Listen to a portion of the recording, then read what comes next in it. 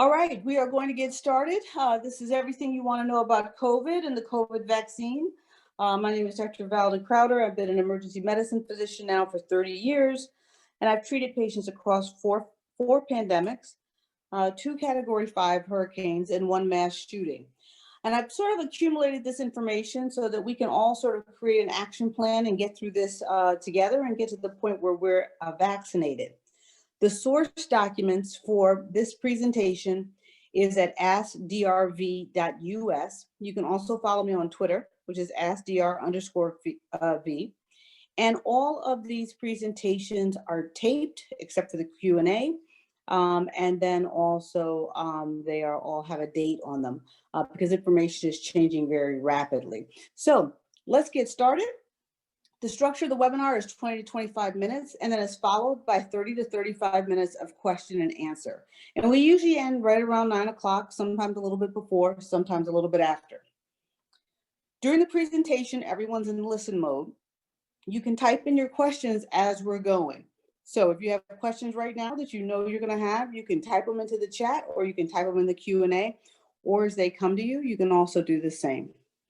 I take the written questions first. If there's time for me to actually bring people up live to ask questions, we will sometimes do that as well. All right, let's get started. The intention of this webinar is to keep participants informed about COVID-19 science that will help you and your family stay healthy during this pandemic. The outcome is that you'll leave this webinar motivated to create or improve an action plan for yourself and your family. Or you may be motivated to create or improve an action plan for a broader community, like a homeowners association or a school or a university or a business or a church or a union. All right, so let's start and let's, we talk about sort of how this has transpired since last year. The United States has done worse than most other developed countries, including UK, Germany, Canada, Mexico, and Japan. And this slide basically which shows daily new corona cases per million residents. So it actually equalizes the fact that we have different populations, and it still shows that we are uniquely doing poorly with this COVID-19. Globally, the United States is 4% of the population, and we're roughly about 25% of the total cases and about 25% of the deaths. So overall, there's been 107 million cases with about 2.3 million deaths around the globe. In the United States, we've had 27 million cases, and we're just shy now of about 500,000 people. Probably by the time the next time I do this presentation, we'll be right at 500,000 people dead in the United States from COVID-19. One of the things that's good that's happening is the Biden administration plans now to send millions of vaccine doses to retail pharmacies. So currently, the vaccines are administered usually through a distribution network that includes hospitals and public health departments. These are actually not the most efficient ways. And one of the main things that he did when he first took office was to actually send doses to retail pharmacies like CVS, Walgreens, Costco, Giant, and anyone else that you may normally go to. All right, I talk a lot about this. I'm not flying, so everybody wants to know, why is Dr. V not flying? I had to update this slide. This is a slide that we normally have, but the update is that Delta has now extended holding out the middle seat and not selling it until the end of April. Prior to today, they had actually only agreed to do that until I think it was March 6th or so, but they have now extended that. They are going to hold the middle seat until the end of April. They are the only airlines that is not selling the middle seat. All other airlines are selling the middle seat. So you can be on a very packed flight if you are with another airlines. Then this slide also shows which airlines are requiring masks. And there's some airlines like Allegiant, Hawaiian, Spirit, and Sun Country that are not cleaning the flights before every flight. I think this is unfortunate, but they did decide to allow passengers to fly without a mask for medical exemptions. I don't think that's a very good idea. The other thing is that if you look at places like Canada, Canada has been requiring people have a negative COVID test within the last 3 days before flying. Even with that requirement, they have had 70 flights that have had one or more COVID positive patients on them. Now, Canada has a very, very robust public healthcare system and a robust healthcare system that's better than ours. So they actually have a way of doing contract tracing, and the airlines will actually notify you if someone is COVID positive on your flight. In the United States, the airlines are not doing that. Some of them are providing the information to the CDC, which often will not actually get back to you in a timely manner. So even with negative COVID tests, there have still been 70 flights since January 7th that have had one or more COVID positive patients on the flight. All right, let's start with what we know. I tell people all the time, respect COVID-19. Why? Because it's highly contagious. The minimum time of exposure to infect others is 45 seconds. That's for the original COVID-19. When you look at some of the variants, like the UK variant and the South African variant, that time can be 15 seconds. Percent penetration tells you how many people out of 100 will get the disease if they come in contact with it. It's 60 to 80 people, or 60 to 80% out of 100. And so, and that is about twice as much as occurs with the flu. As we talked, COVID-19 is both droplet and airborne. Droplets are the larger droplets, and airborne are smaller particles. That's why the original recommendation was that you stay 3 feet rather than 6 feet away, because we thought that it was only a droplet disease. We now know that it's droplet and airborne. So what does that look like? If this gentleman here is COVID-19 positive, if he's singing or coughing or talking, these are particles that would then spray into the air. The larger particles in the red would drop within 3 feet. The smaller particles that are gray go a lot further. Now, remember, in our natural setting, there are a lot of things that could be in the pathway of this. There could be park benches, there could be doors, there could be any sort of objects or things that are in this pathway. Now, how do you know if you have COVID-19? The gold standard is a PCR test. That is the test where they actually put it up your nose fairly firmly and hold it. It's actually very, very uncomfortable. It's most accurate 8 days after exposure. The other test you hear people talk about, the rapid test, that actually detects proteins on the surface, from the surface of the virus. It's important to know that that test tells you that that you do not have COVID-19 30% of the time when you actually do. So a lot of people try to use the COVID test and then go visit family. I do not recommend it, because it is a rapid test that has a high degree of inaccuracy. Now, sometimes what we do is we actually diagnose patients with COVID-19 by CAT scan.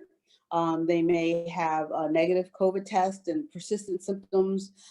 Then we do a CAT scan, which in the middle diagram there with the small yellow arrows shows sort of what we call ground glass opacities on both sides of the lungs, which is really pathognomonic for COVID-19. Now, interestingly, COVID sniffing dogs are actually just as accurate as the gold standard. They're being used in Europe in airports. We are not using them yet in airports, but the NBA recently debuted last weekend at their Miami Heat game. And they're using them actually to screen fans as they come in. Now, we've talked a lot about masks. I just kind of want to go over them. The masks that are on the upward to the left there, the fabric ones that you make at home, they're about 20 to 30% effective. The surgical mask, maybe 30 to 40.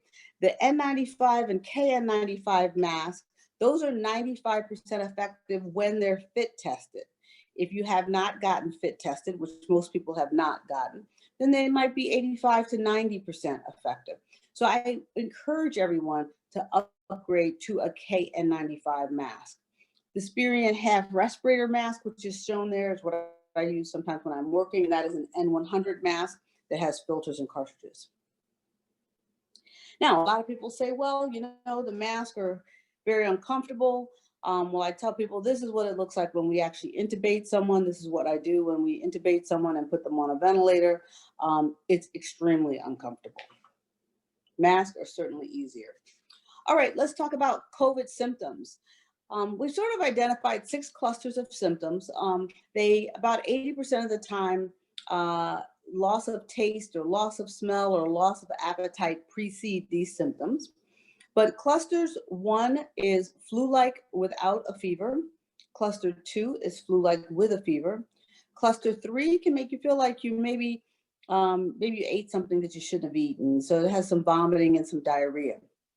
So cluster 1, 2, and 3 all actually usually are self-limited, and you usually do not have to go to the hospital.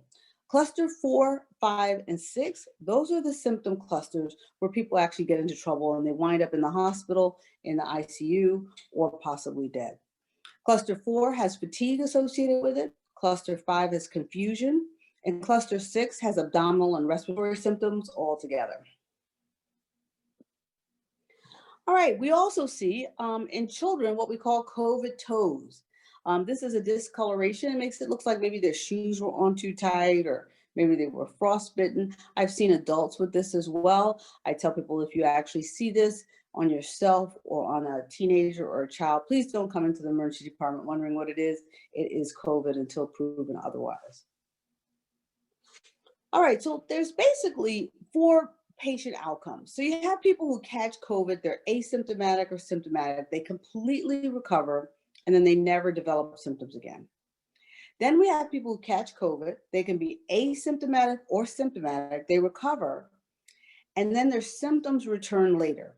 This is what we call long haulers. So sometimes symptoms recur that are problems with balance, problems with motor skills. They may also have problems with their memory or recalling certain things. Then we also have people who catch COVID, they recover, and then after about 5 or 6 months, they catch it again, which is a reinfection. And the reinfection can actually be worse, or it can be not as bad as a first infection. We've seen people that actually have gone in both directions. Lastly, we have people who catch COVID, become seriously ill, go to the ICU, and suffer from post-ICU syndrome, which I'll discuss. So let's talk about post-ICU syndrome. 75% of the people coming out of the ICU will have some sort of cognitive, mental, or physical impairment. A lot of people will actually require dialysis and have required dialysis during their ICU admission. Some actually go on to have transplant. There's a lot of vascular problems, particularly a lot of blood clots associated with COVID-19. So you'll see people who've had to have limb amputations as a result of clotting problems. Some strokes have occurred, and those occur in the young and the old. About 50% of the young patients who have a stroke cannot return to work. And then we have about 30% of the people that actually have difficulty going back to normal activity, like they can't walk a block or clean a house or do some of the things that they normally were doing. Researchers have found very higher levels of concentration of coronavirus in the brains of mice, more so than the lungs. And this may actually be why we're seeing some of the long haulers that have problems sort of like recalling and recalling names and recalling words, and also having the fine motor skills. So the concentration in mice of coronavirus in the brain is higher than coronavirus in the lungs. All right, so let's talk about a couple of things. One, the flu. COVID is not the flu. The flu is a respiratory disease. COVID is a multisystem disease. It involves almost every organ in the body, right? In 11 months, we've had 26 million people with COVID and almost 500,000 people dead. The flu, we normally get about 40 million people, and you might maybe get somewhere between 40 to 50,000 people dead in a year. So as you can see, it's almost 10 times more fatal than the flu. In addition, we've never had to actually shut down all elective procedures in the hospital because of the flu. We've never had all the ICU beds filled because of the flu. And both of those things occur related to COVID-19. COVID-19, as I said, is a multisystem disease. It infects the kidneys, it infects the heart, as we saw the 19-year-old basketball player for the Gators that passed out on the court and had myositis, strokes, and also blood clots. Some people have been requiring double lung transplants, and we'll actually talk a little bit later when we have patients that we can't ventilate, we actually have to put them on ECMO, and I'll talk about that shortly. All right, so if you just found out you're COVID-19 positive and you're on this call, I want to actually just go over some things that are very, very important. So one, you should quarantine immediately. That means don't go to the coffee shop, don't go to the grocery store, don't go out to eat, don't go to drive-through, go home. The CDC says 14 days. I tell people preferably 21. If you're able to get COVID tested and show that you're negative, then you can come out at 14 days. But there are about 10% of the population that's still positive after 14 days. It's important that you have a pulse ox in your home, and that's actually, the photograph of that is off to the right. The SpO2 is your oxygenation level. That needs to be 95 or above, and the photo to the right is 97. The second number is just your pulse rate, which is less important for COVID-19. Zinc and vitamin D supplements, everyone should be taking this now. So everyone, whether or not you have COVID-19 or not, you should take zinc and vitamin D supplements now so that you actually don't, if you do catch COVID-19, you don't have a deficiency. If you're positive with COVID-19, you want to have a bathroom that's only used by you. You want to have your cell phone, and you'll be calling 911, not a family member, because you don't want to infect a family member. People can leave food at your door. And if you live with others, you might want to open up the windows or get a HEPA filter for your HVAC system. Now, let's talk about how it's treated. Obviously, we're going to actually give people oxygen. We talked about the vitamin D and zinc. Next, I'm going to talk about famotidine, dexamethasone, the antibody cocktails, and ECMO. So let's first talk about famotidine. Everybody knows what this is. This is Pepcid AC. So now people say, well, why am I using Pepcid AC? Because I don't have anything wrong with my stomach. So Pepcid AC actually blocks histamine release. So COVID-19 is an inflammatory disease. So all it is inflammation. It's inflammation throughout your body. And so one of the things that happens is when your body is inflamed, it releases histamine, and histamine begins to do some of the damage. So Pepcid AC, another important medication to have in your cabinet, in your home. It lowers the hospital deaths, and it lowers combined death and intubation. Dexamethasone is a steroid, also lowers inflammation, and has been associated with a lower 28-day death rate for patients requiring oxygenation or a ventilator. Now, Regeneron, you hear people talk about Regeneron. Regeneron is actually the name of the company. It's not the name of the medication. The medication hasn't been given a name. Usually when they're in the experimental framework, they won't really have a name to them. They may be referred to by a number. But the antibody cocktail that you hear people talk about is actually produced by Regeneron, and it's also produced by Eli Lilly. And basically, it is antibodies that come from somebody who's recovered from COVID-19. And then it also is antibodies from a mouse who's been engineered to have a human-like immune system. It binds to the spike protein on the surface of the virus, and it inhibits the attachment to the human cell. And that's basically how the antibodies work. What's important about them is they decrease the likelihood of hospitalization by 70%. So that is really, really significant. Eli Lilly's antibodies were actually got emergency FDA approval in November. Now, one of the things I tell people is there an infusion center near you? Where would you get antibodies if you became positive? It's important to sort of make these phone calls so you know where these resources are if something should happen to you. This is basically one of the screening tools, and this is really important.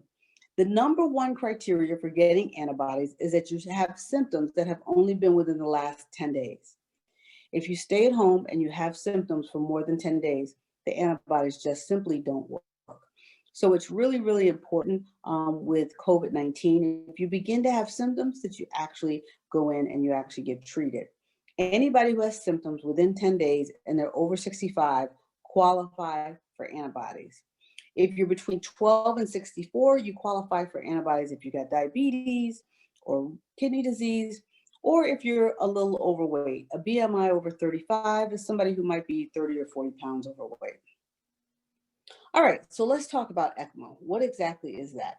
So it's extracorporeal membrane oxygenation. And it's basically what it says. We're oxygenating your blood outside of your body. So here's what it looks like. They cannulate the vein and the artery going in and out of your heart, take the blood out of your body, oxygenate it, and put it back in. This is used for people who fail the ventilator, and we cannot ventilate them with the ventilator. Usually this is done for younger patients because it is a very, very significant procedure to actually get done. And these are patients that will normally wind up going to a double lung transplant. So, and it's usually also only done at major academic centers. So a lot of hospitals many community hospitals do not have ECMO machines, but if you're at a large hospital, like a University of Michigan or University of Pittsburgh or UCLA, these hospitals have ECMO machines. All right, just a little bit about immunity. Immunity is only good for 3 to 5 months. UK study actually put it at about 5 months. We tell people you're pretty good for 90 days, but after 90 days, your immunity dips significantly. So that's why we are seeing people get reinfected. The woman to the left was 102. She actually caught COVID-19 twice and she actually beat it. The teenager from Denver on the right, who was 18 years old, he caught COVID-19 twice and he passed. So you just don't know how this disease works in different people. All right, so let's talk about the vaccine. I want to first go over how does COVID-19 actually get into your body and replicate. So the diagram there to your left, the virus are the orange dots inside the bright orange. The bright orange is the fatty layer cell and the spike proteins. So the spike protein connects with that receptor protein that allows the virus to get into your cell. Once it gets into your cell, the messenger RNA tells your body to make copies. So you begin to make copies and copies and copies and copies of the viral protein. During this copying process is actually when the virus has the opportunity to mutate and improve itself. Because remember, a virus always wants to live forever. So the virus copies, it begins to make the virus as well as the fatty coating. It reassembles and it heads out and it actually infects another cell. And this happens over and over and over again. So what is RNA? There's a lot of different types of RNA. The only one that we're really concerned about is the messenger RNA. And the messenger RNA basically tells your body, turn on the copying machine and copy that protein. And that is basically what an RNA does. So how do these new vaccines work? So Moderna and Pfizer both have what they call a messenger RNA approach. So it's coded for the spike protein, not for the whole virus, not for the entire fatty coating, just for the spike protein. So then it tells your body to just produce the spike protein. Your body recognizes the spike protein as foreign, it develops antibodies, and it kills it. So when your body now sees COVID-19, it comes with that spike protein and it actually is ready to attack it and kill it when you actually run into it in the community. Now, Johnson & Johnson is a different type of vaccine. It's what they call a viral vector approach. So basically, it uses another virus, adenovirus, which is nothing more than a common cold. It alters it to become harmless. It adds genetic material from the COVID-19, which again, it teaches your body to generate antibodies against the spike protein. And then once you actually generate antibodies against the spike protein, the virus cannot attach and COVID-19 becomes harmless. But as you can see, you can actually still be infected with COVID-19. You just don't have symptoms from the disease. So there's a lot of different vaccines now that everyone's talking about. The Pfizer, the Moderna, Novavax is currently, there's a clinical trial going on at Howard University That one is currently being done there. The Johnson & Johnson, which is applying for emergency authorization. For efficacy for Johnson & Johnson, I put 3 numbers, 72, 66, and 57. So I want to be clear about that. 72 is the effectiveness in the United States. 66 is the effectiveness in Latin America, and 57% is the effectiveness in South Africa. Neither Moderna nor Pfizer tested when there were variants. So I want to be clear about that. Neither Moderna or Pfizer actually tested in areas where there were variants. Johnson & Johnson came on a little bit later. It tested in South Africa, and there was a South African variant at the time. Lastly is Oxford AstraZeneca, which is 70% effective. However, it's been shown to be ineffective against the South African variant. I'm not sure if we'll ever see that one actually make its way to the United States because of its ineffectiveness against that variant. All right, some people want to see the actual numbers, so I just wanted to show you. Here's sort of to the left there, it shows you the sort of people that were in the trial, the Pfizer trial. The placebo group is the group that didn't have the vaccine but had a shot. The vaccinated group had the shot.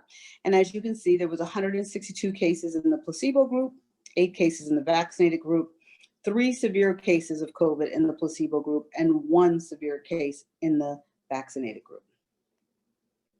Moderna had sort of a similar profile as far as the number and the age and the racial makeup. And it was 185 cases of COVID in the placebo group with 11 in the vaccinated case, 30 severe cases in the placebo group, and 0 in the ones that were vaccinated. A lot of people said, well, you know, all these vaccines seem to be getting approved. That's actually not true. Merck actually stopped the development of 2 of its COVID vaccines because they weren't actually meeting the initial data actually showed that they actually were not effective, and they ended the trials for the Merck COVID vaccine program. A lot of people wanted to know what's in the vaccine. So I want to actually share. This is what is listed from the FDA as far as what is in the vaccine. I've been asked a lot of questions about what's in the vaccine. There's no shellfish products that we're made aware of that is in the vaccine, but you can feel free to take a picture of this slide if you want to. This actually shows you what's in there. The other question that I've gotten is there ethylene glycol in the COVID vaccine? The answer is no. There's not antifreeze in the COVID-19 vaccine. What I think people are getting confused is there's polyethylene glycol. And that's something that's commonly used in lotions, creams, and toothpaste. And that is in the vaccine, and it helps the vaccine evade the immune system so it can stay in circulation longer in your body. All right, some folks want to know, how did this vaccine get developed so quickly? It was not developed in 11 months. I want to be clear about that. So SARS started in November 16th, 2002. And SARS is caused by SARS-CoV, right? The SARS infection resulted in 8,000 cases worldwide, 810 deaths in 33 countries. We quickly began developing a vaccine in 2003. I'm going to show you this publication. This is from 2005. And this 2005 article talks about SARS vaccine development and specifically talks about using either a viral vector approach or using something that attacks the spike protein and the importance of what they called then the S protein or the spike protein. So this is from 2005. So SARS and COVID-19 are very similar. They both have a spike protein. They both cause respiratory symptoms. And the important thing is the DNA is 80% the same. In the science community, we call COVID-19 SARS-CoV-2. So it is important to know that the research for the vaccines that we're getting now started in 2002 and 2003. All right, there was a framework for equitable allocation of the vaccine. That's just been thrown out.